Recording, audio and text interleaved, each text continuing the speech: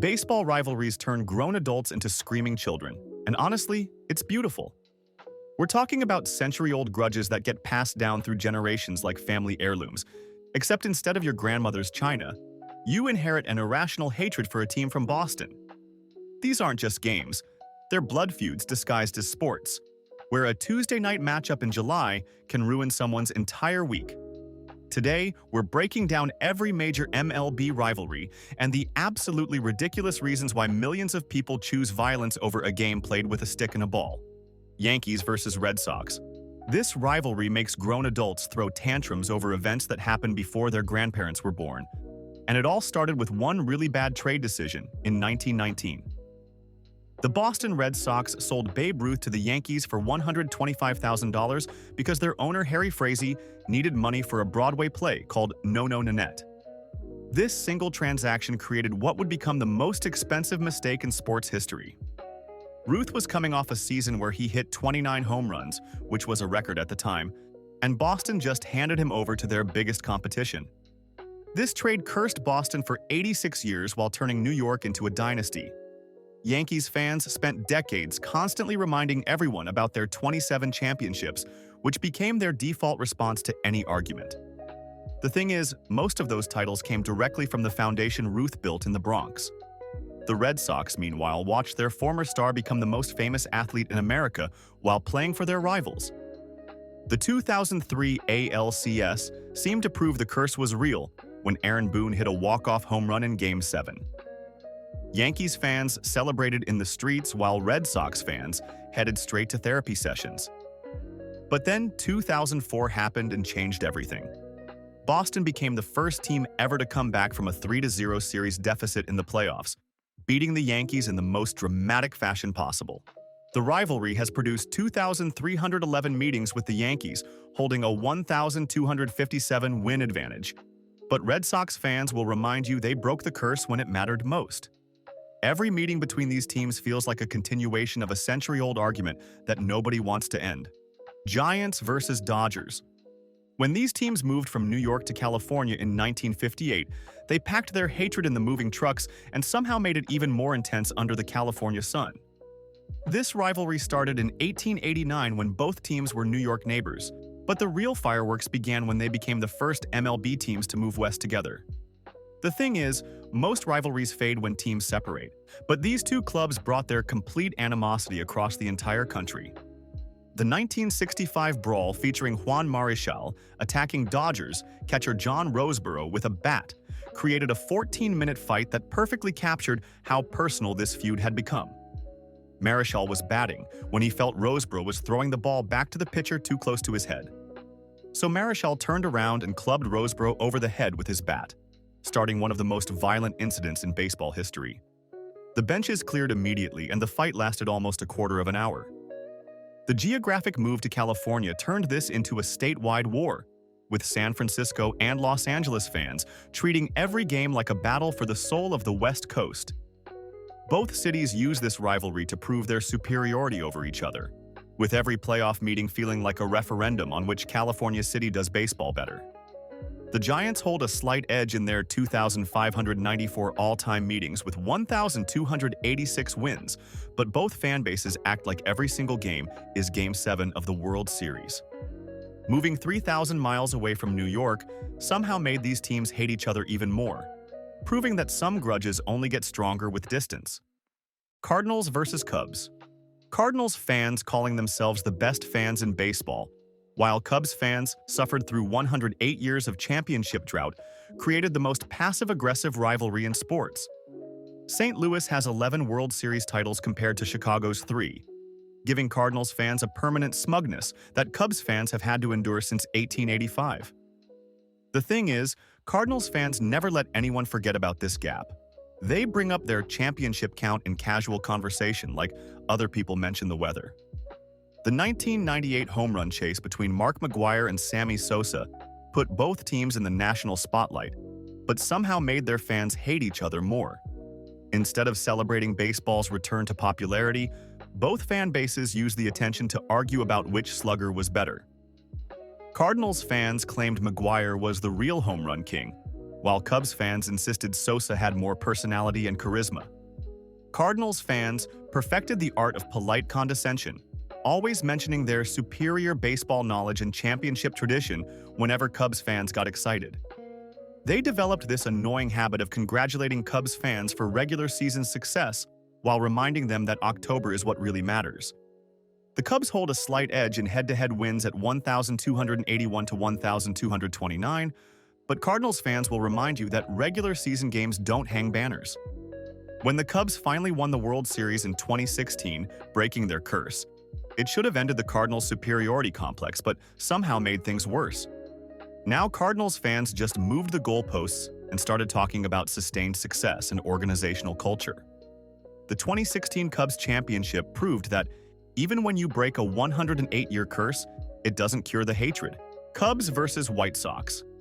Chicago split its baseball loyalty down the middle, creating a city where family dinners can turn into heated arguments about which side of town has the better team. The North Side Cubs and South Side White Sox divide Chicago into two baseball territories, with fans often choosing sides based on geography and family tradition. You grow up either north or south of downtown, and that decision gets made for you before you can even walk. Cubs fans act superior, despite the White Sox winning a World Series more recently in 2005 versus 2016, while White Sox fans constantly remind everyone they broke their curse first. The thing is, Cubs fans spent decades acting like they were Chicago's real team while the White Sox actually won a championship. Then when the Cubs finally won in 2016, they acted like they invented baseball celebration. The most ridiculous part is these teams have only met in the World Series once back in 1906 when the White Sox beat the Cubs, giving Southside fans bragging rights for over a century. Think about that for a second. Two teams in the same city, and they managed to avoid each other in the World Series for 117 years and counting. Interleague play starting in 1997 finally gave these crosstown rivals regular opportunities to settle their differences on the field instead of just in bars. The Cubs hold a slim regular season edge at 75-74, but the White Sox lead overall at 78-77, making every meeting feel like a tiebreaker in a never-ending series. Having two teams in one city creates the most personal type of rivalry where you can't escape your enemies because they live on the same block. Yankees versus Mets. Yankees fans treat Mets fans like annoying little brothers, while Mets fans root against the Yankees harder than they root for their own team, creating New York's most dysfunctional family dynamic. The Yankees established themselves as New York's dynasty, while the Mets became the lovable underdogs who refused to accept their little brother status. The thing is, when you have 27 championships versus 2, the power dynamic gets pretty obvious pretty fast. The 2000 World Series brought this rivalry to its peak when Roger Clemens threw a broken bat at Mike Piazza, turning a baseball game into a symbolic citywide grudge match. Clemens had already hit Piazza in the head with a fastball earlier that season, so when Piazza's bat broke and rolled toward the mound, Clemens picked it up and hurled it at the runner. This wasn't just unsportsmanlike conduct, it was a perfectly timed metaphor for how personal this rivalry had become. Mets fans have developed a special kind of hatred that focuses more on Yankees' failures than Mets' successes, making them the most spiteful fan base in baseball. They celebrate Yankees' playoff losses with more enthusiasm than their own victories. Yankees fans barely acknowledge the Mets exist until they play each other, then act shocked that their little brothers have the audacity to compete. The psychological warfare runs so deep that Mets fans celebrate Yankees' playoff losses like they won the World Series themselves. This rivalry shows that sharing a city doesn't create unity. It creates a permanent inferiority complex mixed with sibling rivalry. The Subway Series proves that the most toxic family dynamics happen when everyone lives in the same house. Dodgers versus Padres. Padres fans treat every victory over the Dodgers like they just won the World Series, while Dodgers fans barely acknowledged San Diego existed until the Padres started spending money. This rivalry was mostly one-sided for decades, with the Dodgers dominating and Padres fans celebrating moral victories and occasional upsets. The thing is, when one team consistently wins and the other team consistently loses, it creates this weird dynamic where the losing side gets way more excited about small victories. Manny Machado's 2018 signing with San Diego signaled the Padres were finally ready to compete, but also gave Dodgers fans a new target for their frustration. Machado came from the Orioles with a $300 million contract, which was huge money for a team that had been playing small ball for years. Dodgers fans suddenly had to take their southern neighbors seriously. The 2022 NLDS upset when the Padres eliminated the Dodgers was treated like a national holiday in San Diego, proving how much beating LA means to Padres fans. The entire city acted like they had just won the World Series instead of advancing to the next round. Dodgers fans hold the historical advantage with more wins and longer winning streaks, including a 16-game run from 1973 to 1974. 1974 that perfectly captures their dominance. The power dynamic shifted when San Diego started spending big money on players, forcing Los Angeles to actually pay attention to their southern neighbors. The Padres finally spending money to compete turned a one-sided beatdown into an actual rivalry, proving that sometimes you need to buy respect. Phillies versus Mets versus Braves. The NL East created a three-way hatred triangle where Phillies fans are brutal, Mets fans are miserable, and Braves fans keep choking in the playoffs, making every divisional race feel like a psychological warfare experiment. These three teams have spent decades taking turns being good, bad, and mediocre, ensuring that someone is always angry about something in the NL East. The thing is, when you have three fan bases rotating through success and failure, there's never a quiet season. The Braves' 1990s dominance made them the common enemy, but their recent playoff disappointments have made their fans just as frustrated as everyone else. Atlanta won 14 straight division titles from 1991 to 2005, which should have been impressive, but they only won one World Series during that entire run. Now, Braves fans get to experience the same playoff heartbreak that Phillies and Mets fans know by heart. Phillies fans earned a reputation for being the most hostile in baseball, treating visiting fans like they personally insulted their families at dinner. They booed Santa Claus, threw batteries at opposing players, and made Veterans Stadium feel like a war zone. Mets fans have perfected the art of misery, finding new ways to be disappointed even when their team is winning, making them the most pessimistic fan base in sports. The 2015 Mets NLCS run and 2022 playoff appearance, plus the Phillies' recent World Series runs, keep shuffling the power dynamic and creating new grudges. This three-way rivalry proves that sometimes the most chaotic divisions create the most entertaining hatred, with everyone having a reason to dislike everyone else. Astros versus Rangers. Both teams spent years being terrible, then suddenly became powerhouses, but the Astros cheating scandal gave Rangers fans the moral high ground they never thought they'd have in Texas. This rivalry got serious when Houston moved to the American League in 2013, finally putting both Texas teams in direct competition for state bragging rights. Before that move, these teams rarely played each other, so the hatred had to build from scratch. The 2017 World Series title should have been Houston's crowning achievement, but the sign-stealing scandal turned it into ammunition for Rangers fans. The thing is, Houston looked unstoppable that season, and their championship felt legitimate at the time. Then the trash can banging story broke in 2019, and suddenly everything changed. Rangers fans finally had something to hold over their rivals. Texas Rangers fans became extra aggressive toward the Astros after the trash can scandal, treating every away game in Houston like a moral crusade. They brought trash cans to games, made banging noises during Astros at-bats, and turned every meeting into a referendum on cheating versus playing fair. The 2023 Rangers championship run gave them fresh bragging rights and proof that you can win without cheating, making the rivalry even more personal. Both teams went from basement dwellers to contenders within a few years, but the cheating controversy colored every interaction between the fan bases. The Astros scandal transformed this from a friendly state rivalry into a battle between cheaters and the morally righteous, at least according to Rangers fans. This feud proves that nothing intensifies a rivalry quite like one team getting caught doing something the other team's fans can feel superior about. Dodgers versus Angels. The Angels have Mike Trout and Shohei Ohtani but can't make the playoffs, while the Dodgers keep winning without generational talents, creating the most frustrating geographic rivalry in baseball. This crosstown rivalry is defined more by proximity than intensity, with the Angels playing the role of Los Angeles' forgotten second team.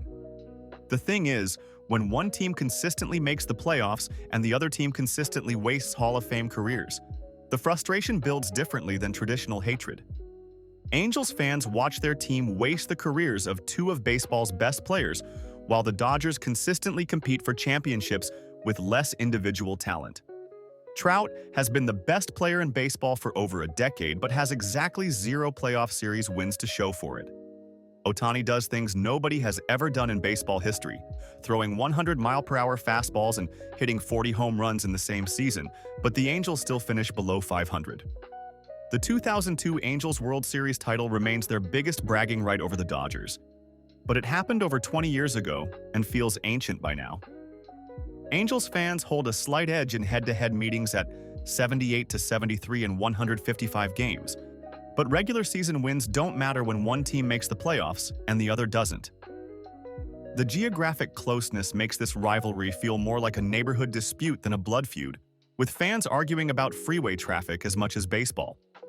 Having the best individual players doesn't guarantee success, making this rivalry a perfect example of team building versus star power.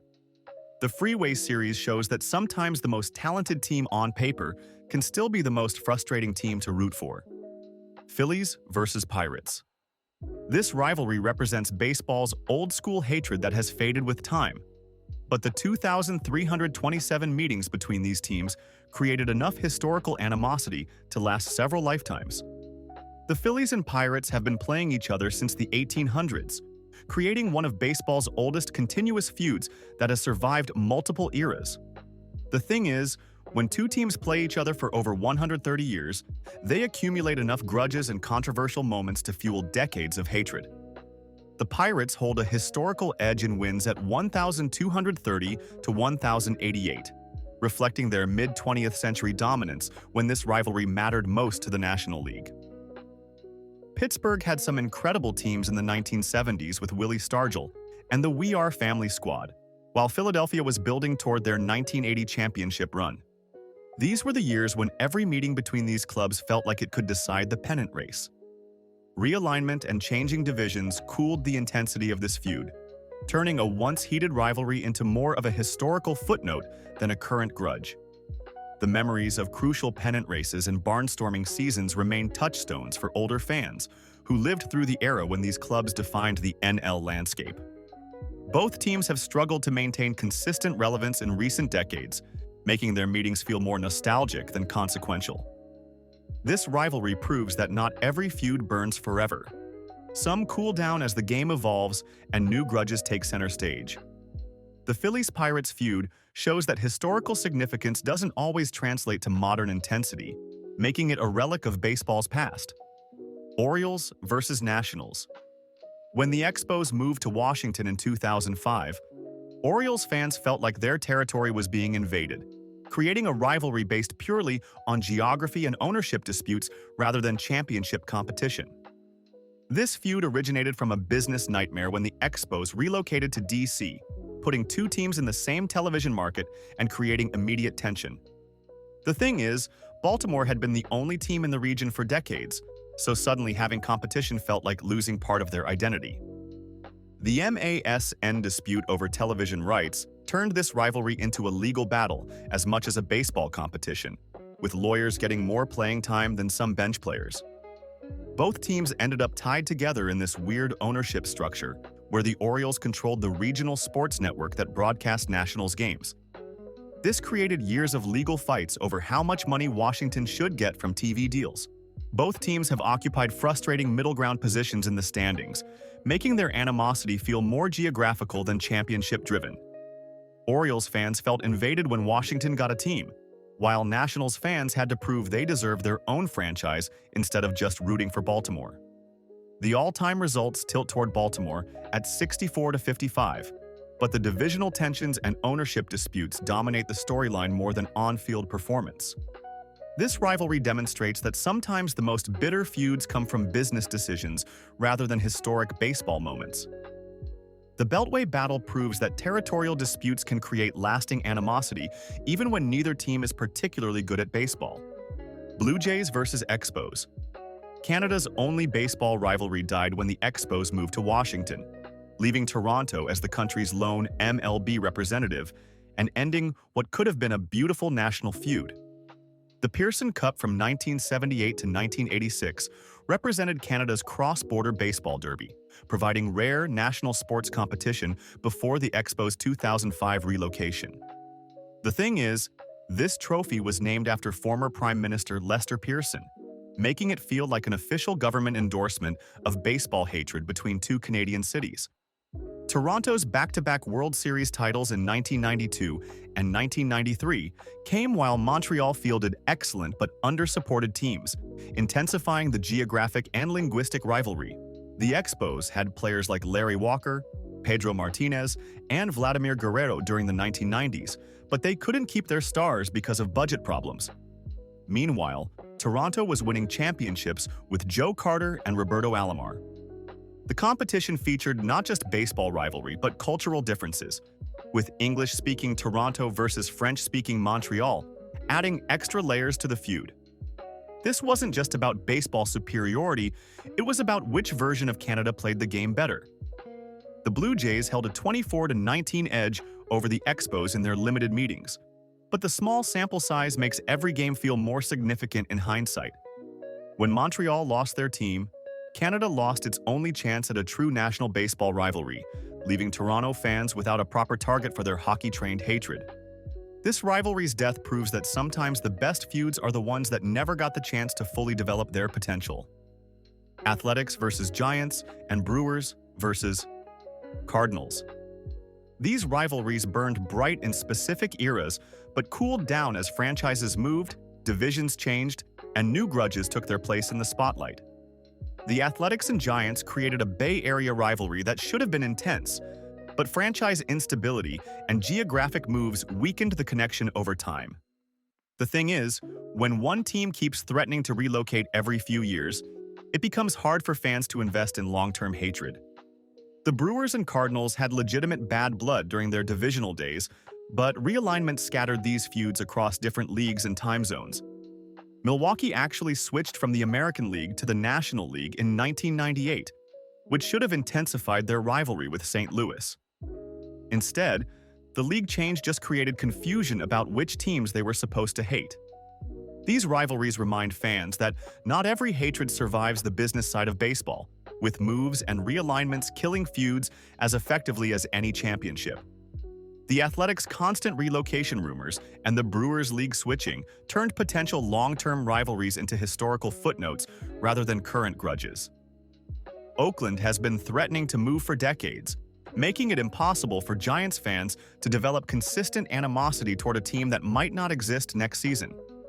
Both feuds had moments of genuine intensity and fan investment, but the structural changes in baseball made it impossible to maintain the regular contact that keeps rivalries alive. These faded feuds prove that rivalries need consistent fuel to survive. Without regular meaningful games, even the best hatred eventually dies out. Sometimes the most tragic part of baseball isn't losing a championship, it's losing a rivalry that made the regular season feel important. Reds versus Pirates. The Reds and Pirates created a working-class rivalry that perfectly captured the spirit of their blue-collar cities. But decades of mediocrity turned passionate hatred into indifferent acceptance. This rivalry represented the best of Rust Belt baseball, with two franchises that understood the grind of industrial cities and the fans who worked in them. The thing is, both Cincinnati and Pittsburgh were built on steel and manufacturing, so their baseball teams reflected that same tough, no-nonsense attitude. Both teams had periods of excellence that created genuine competitive fire, but their inability to sustain success simultaneously killed the intensity over time. The Pirates had their We Are Family Championship in 1979, while the Reds dominated the 1970s with the Big Red Machine. But these peak years never overlapped enough to create sustained hatred between the fan bases. The geographic proximity between Cincinnati and Pittsburgh should have created a natural feud, but both cities' economic struggles seem to drain the energy from their baseball hatred too. Key moments in this rivalry feel distant now, like artifacts from an era when both teams mattered enough to generate real animosity between their fan bases. The decline of both franchises' competitive relevance turned what should have been a gritty, blue-collar rivalry into a footnote in baseball history books. This rivalry's fade shows that sustained mediocrity can kill even the most geographically logical feuds, leaving fans with nothing to hate except their own team's management. Sometimes the saddest ending to a rivalry isn't one team dominating the other. It's both teams becoming irrelevant at the same time. Baseball rivalries turn rational adults into passionate defenders of century-old grudges, creating generational hatred that gets passed down like family recipes. Except instead of cooking tips, you inherit an irrational need to boo strangers from Boston. The most important games aren't always in October. They're the random Tuesday night matchups where your team ruins your rival's season, turning casual fans into lifelong believers and hot takes into shared family legends. These feuds prove that sports are beautiful in their chaos, creating stories that matter more than statistics and memories that last longer than championships. Likes and subscribes for 1,000 years of luck.